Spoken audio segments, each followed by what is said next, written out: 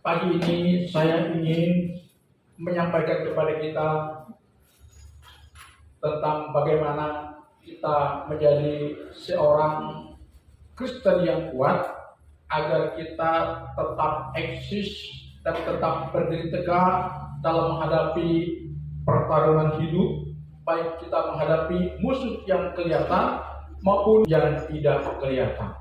Karena itu, untuk menghadapi dua musuh kehidupan ini, maka kita harus menjadi pribadi yang strong, jadi pribadi yang kuat di dalam Tuhan.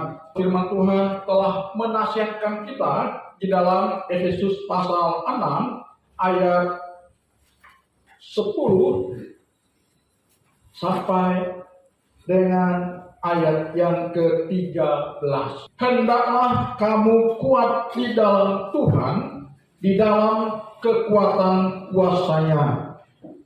Kenakanlah seluruh perlengkapan senjata Allah, supaya kamu dapat bertahan melawan tipu muslihat iblis. Karena perjuangan kita bukanlah melawan darah dan daging, tetapi melawan pemerintah-pemerintah, melawan penguasa-penguasa, melawan penghulu-penghulu dunia yang gelap ini, melawan roh-roh jahat di udara. Sebab itu, ambillah seluruh perlengkapan senjata Allah, supaya kamu dapat mengadakan perlawanan pada hari yang jahat itu, dan tetap berdiri sesudah kamu menyelesaikan segala sesuatu. Inilah ending dari kehidupan yang Tuhan inginkan ada pada diri kita, yaitu kita tetap berdiri sesudah kita menyelesaikan segala sesuatu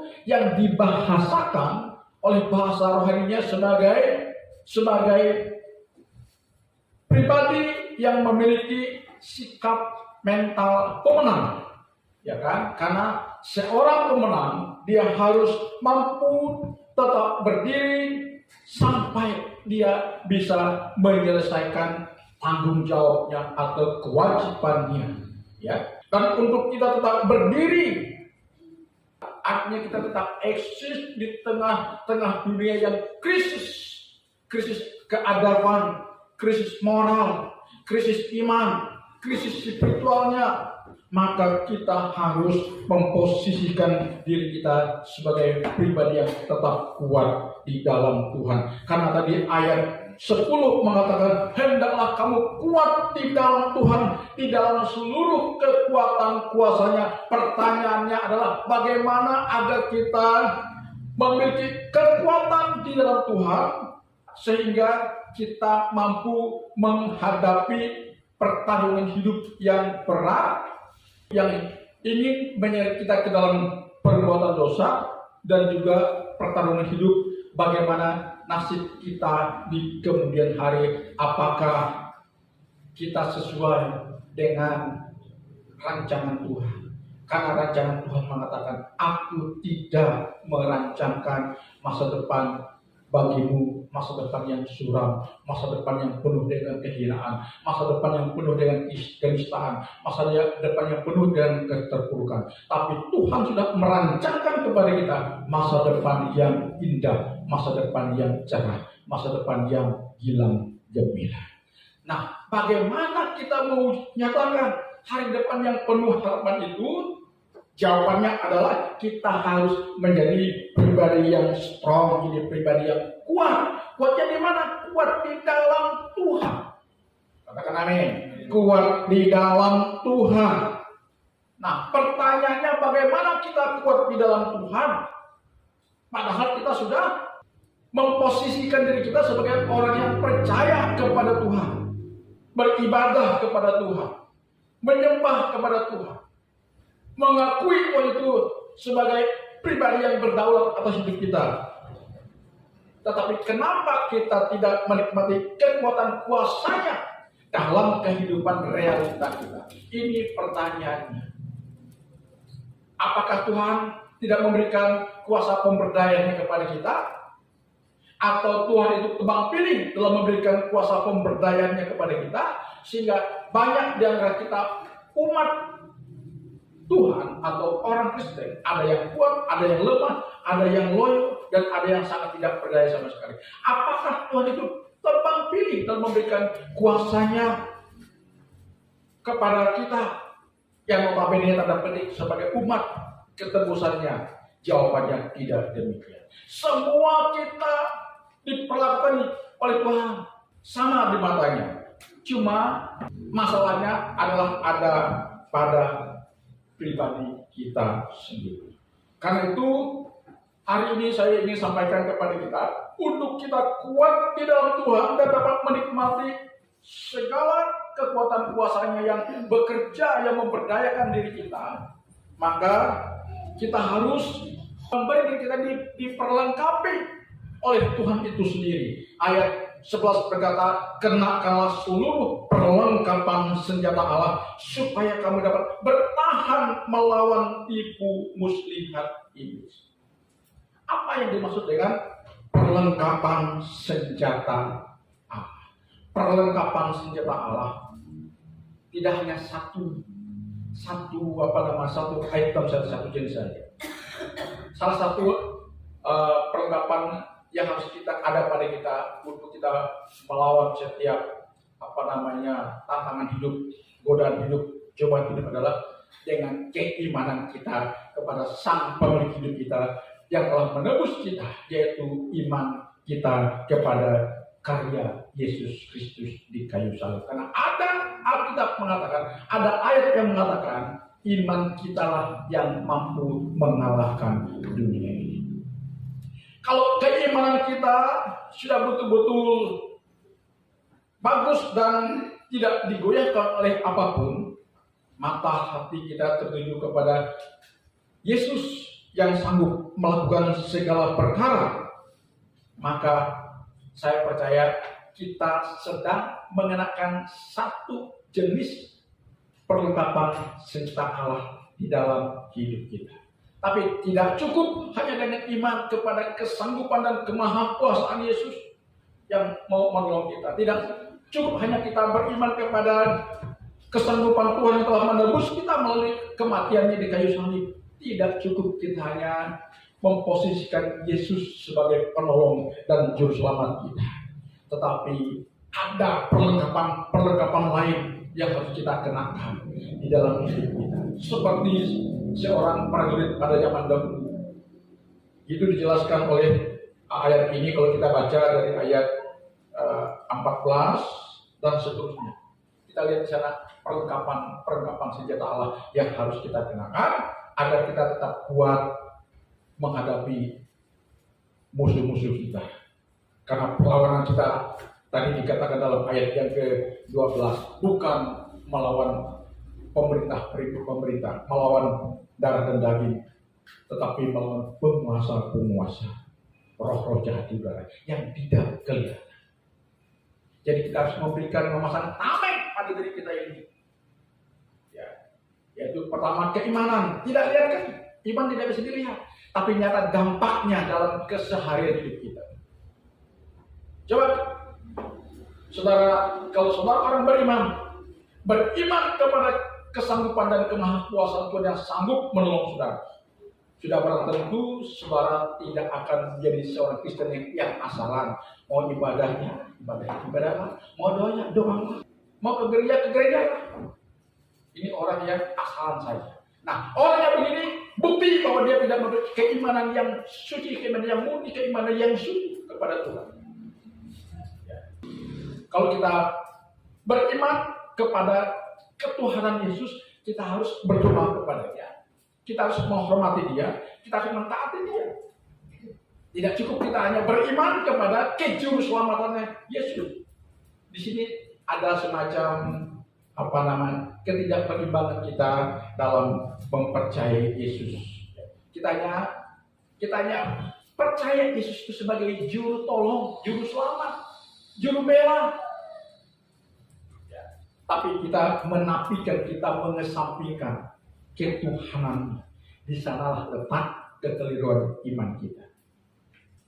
Dengan kita mengesampingkan ketuhanan Yesus, berarti kita tidak sepenuhnya mengenakan perlengkapan senjata Allah untuk memberikan perlindungan yang nyata kepada kita. Jadi hari ini kami mau ingatkan kita, mari ketika kita beriman kepada Yesus, tidak cukup hanya beriman kepada fungsi kejuruselamatannya, penebusnya, tapi kita juga beriman kepada ketuhanannya, di mana kita berdoa, kita menyembah, memuji Dia, menyatakan sikap baktinya kepada Tuhan. Adalah bohong kalau kita percaya Yesus juru selamat, tapi kita tidak berdoa kepada Dia, kita tidak menyembah kepada Dia, kita tidak berbakti kepada Dia. Sebuah kebohongan, dan itu Tuhan sangat tidak kehendaki. Ini yang pertama. Yang kedua, ya, agar kita kuat di dalam Tuhan, di dalam kekuatan kuasanya, ya, kita selain kita beriman kepada Yesus sebagai Tuhan dan Juru Selamat, kita juga harus beriman kepada firman-Nya Yesus. Karena firman Yesus nyata ada pada diri kita.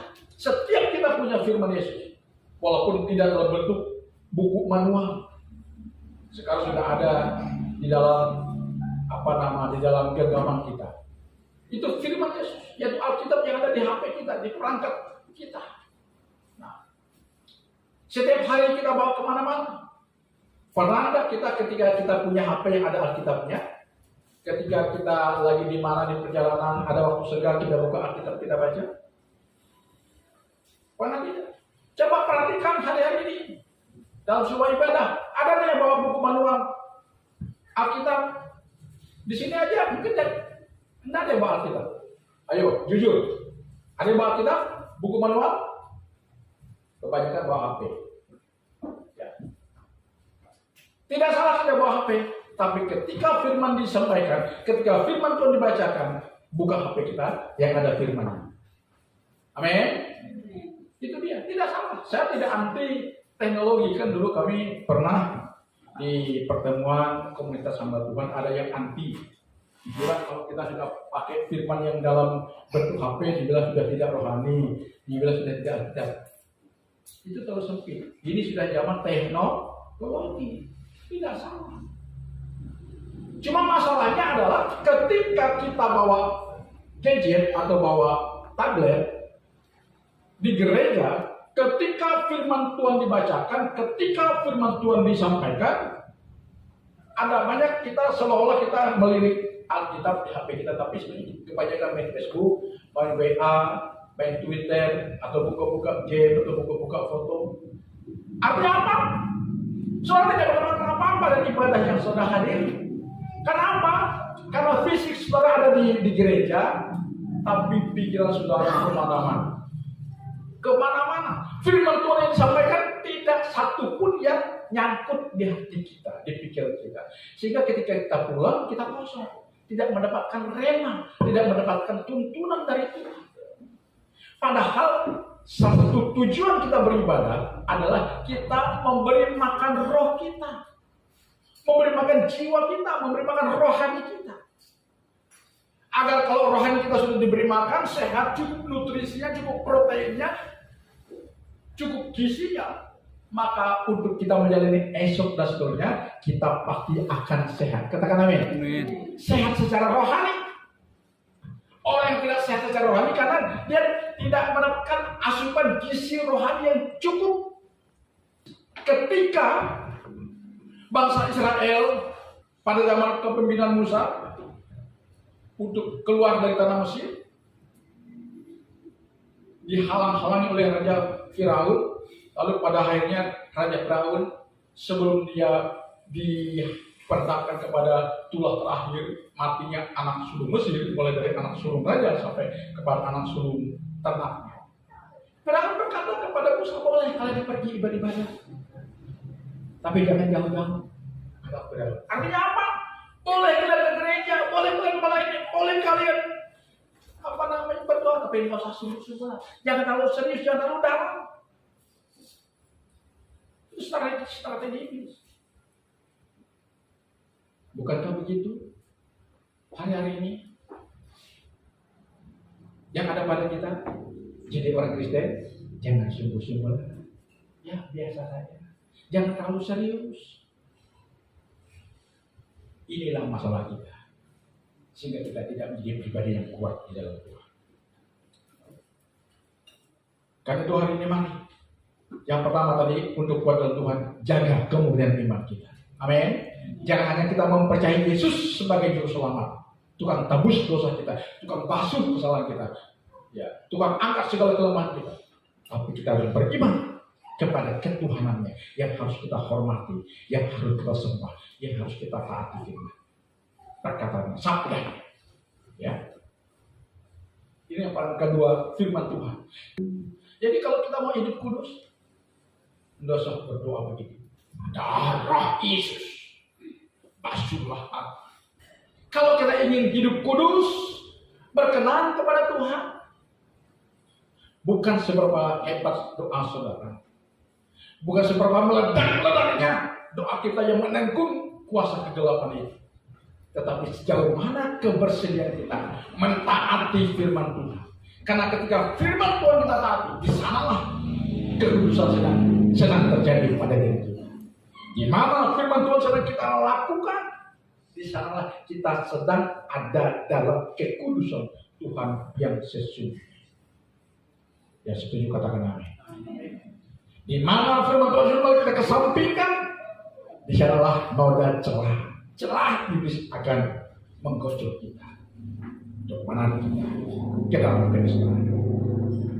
Ya. Jadi mari hari ini kita benar-benar konsisten kepada firman Tuhan. Tidak ada cara lain untuk kita memelihara keberlangsungan iman kita sampai pada akhirnya Alkitab mencatat kita tetap berdiri sesudah kita menyelesaikan segala sesuatu. Artinya sesudah kita akhiri segala kefanaan kita sampai kita menutup mata. Itu mari perlengkapi diri kita dengan senjata ini, yaitu firman kepada Yesus sebagai Tuhan dan Juru Selamat, iman kepada firman-Nya Yesus. Yang ketiga, untuk kita kuat dalam Tuhan, jangan kita abai terhadap persekutuan yang diadakan oleh gereja. Karena Ibrani pasal 10 ayat 25 mengatakan, janganlah kamu menjauhkan diri dari pertemuan ibadah kita seperti yang dibiasakan oleh kebanyakan orang. Tetapi kamu diingatkan supaya selalu giat melakukannya sampai Kristus datang kembali. Karena hari-hari yang kita jalani adalah hari-hari yang jahat. Jadi salah satu benteng untuk kita menjaga keberlangsungan hidup rohani kita adalah dengan kita harus masuk dalam komunitas orang percaya. Komunitas orang percaya di mana? Di persekutuan, di gereja. Ya, hari ini kita evaluasi diri kita. Kita hari ini lebih banyak berada di komunitas orang percaya atau di komunitas orang fasik. Mazmur pasal 1 ayat 1 sampai ayat 3 berkata, diberkatilah orang yang tidak duduk dalam kumpulan pencuri. Coba baca Mazmur pasal 1 ayat 1 sampai 3. Berbahagialah orang yang tidak berjalan menurut nasihat orang fasik, yang tidak berdiri di jalan orang berdosa, dan yang tidak duduk di dalam kumpulan pencemooh, tetapi yang kesukaannya ialah Taurat Tuhan, dan yang merenungkan Taurat itu siang dan malam. Amin. Ia seperti pohon yang ditanam. Ya, sampai di situ.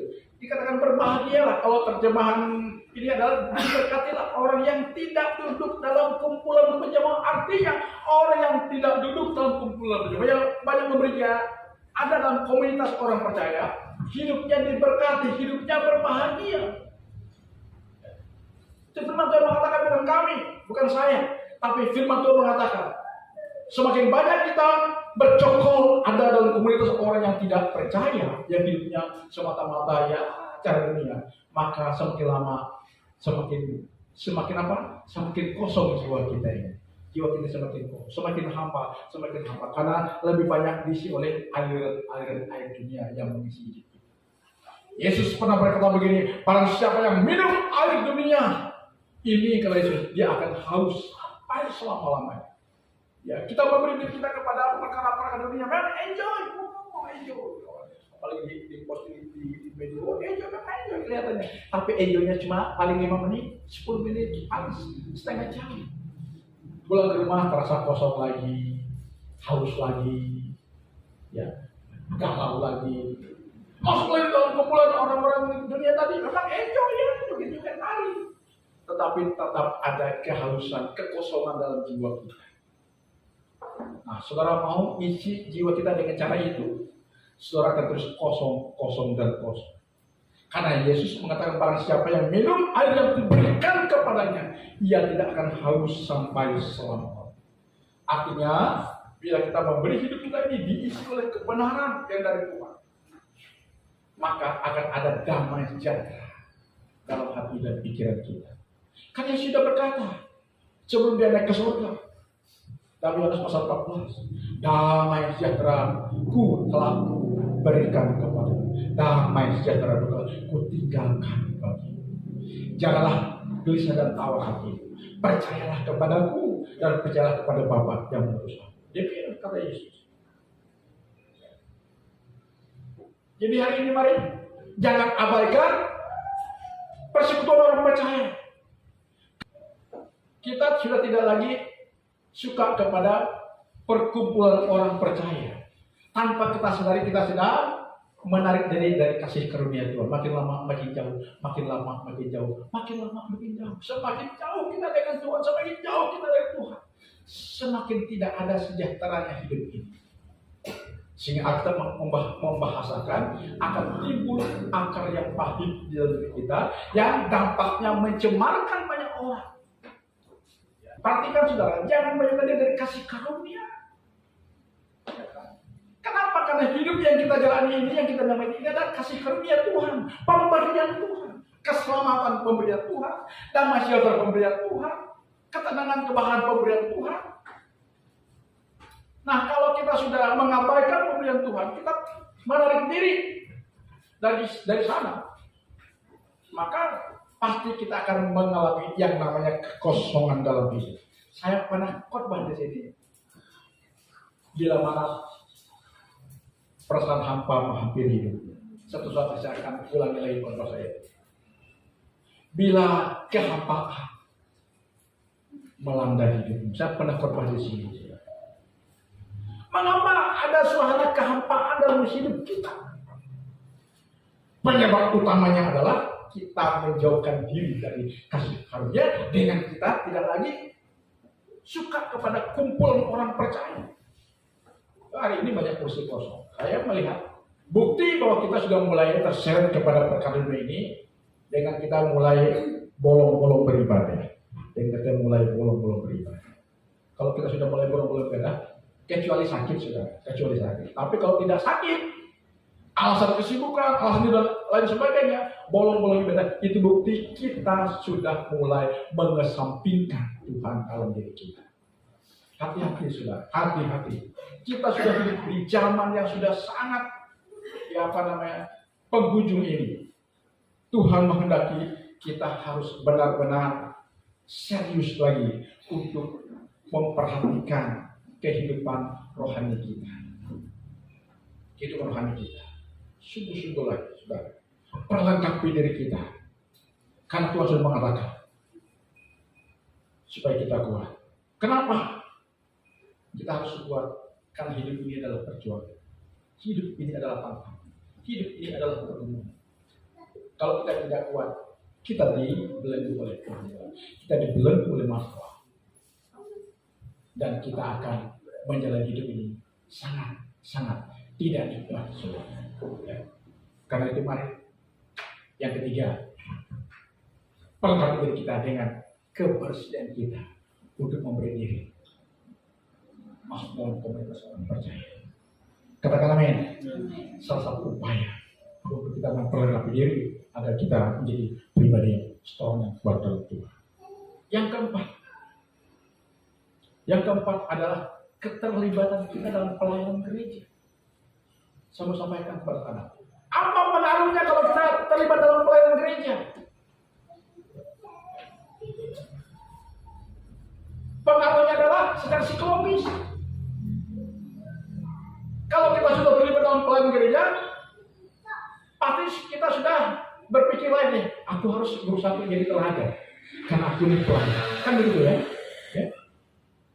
Tanpa kita sadari, ketika kita sudah melibatkan diri kita dalam pelayanan, kita sedang memagari diri kita. Memagari diri kita. Aku tidak lagi perlu sembrono, karena aku sudah menjadi public figure nih. Walaupun sekali-sekali ketampil, aku sudah menjadi contoh bagi banyak orang. Aku harus bertanggung jawab dengan apa yang aku buat kepada orang-orang yang kami layani. Tanpa kita sadari, ketika kita melibatkan diri dalam pelayanan, kita sedang memagari diri kita, saudara. Makanya sering kami ajakin, ayo ambil bagian pelayanan, ayo. Coba kalau orang kita yang dari A sampai Z tidak mau terlibat sedikit pun dalam pelayanan, orang itu akan stagnan dan tidak akan bertumbuh secara rohani. Begitu saja. Tidak akan pernah maju dalam kehidupan rohani. Bahkan dia tidak akan bisa menjadi saksi ya, Kristus. Karena itu kami ingatkan kita. Sekali pada ya, ingatkan kita, mari sekecil apapun keterlibatan kita dalam pelayanan gereja, itu berdampak kita sedang membangun pagar perlindungan buat kita. Pagar moral. Katakan amin. Pagar moral.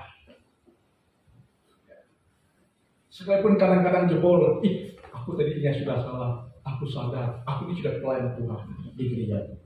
Aku harus berusaha tampil semampu diri untuk menjaga agar jangan sampai aku menjadi sandunan bagi jemaat yang kami layani. Kan begitu. Amin. Halo. Karena itu selalu sampaikan kepada kita hari ini, mari jangan anggap remeh keterlibatan saudara dalam pelayanan. Karena tanpa kita sadari kita sedang membangun pagar perlindungan ketika kita melibatkan diri dalam pelayanan. Karena secara psikologis, aku sudah melibatkan diri dalam pelayanan gereja. Aku harus berusaha untuk menjadi contoh. Saudara, kalau hari ini kehidupan saudara mulai menurun, semangatnya menurun, mungkin sedikit penghasilan menurun, rezeki susah. Koreksi diri kita. Amin. Evaluasi hidup keimanan kita. Saya katakan, dievaluasi. Tuhan, adakah yang salah pada diriku ini? Kalau ada yang salah, Tuhan, cepat perbaiki, saudara. Amin.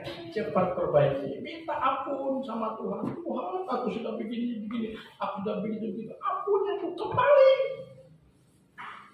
Karena saya katakan di sini, surga nanti dipenuhi oleh orang-orang berdosa yang bertobat, tetapi neraka dipenuhi oleh orang-orang berdosa yang menyesal, tidak bertobat.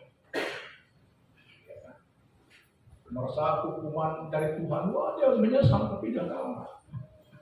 Karena marilah hari ini kita, oke deh, kemarin kita banyak salah, banyak bolongnya, banyak bulusnya, banyak lemahnya, banyak kurangnya, banyak ketidaksempurnaannya. Hari ini kita berkata kepada Tuhan, Tuhan, aku mau menjadi pribadi yang sempurna, baik di hadapan-Mu maupun di hadapan manusia. Dengan kebersihan kita untuk menjaga kemurnian iman kita.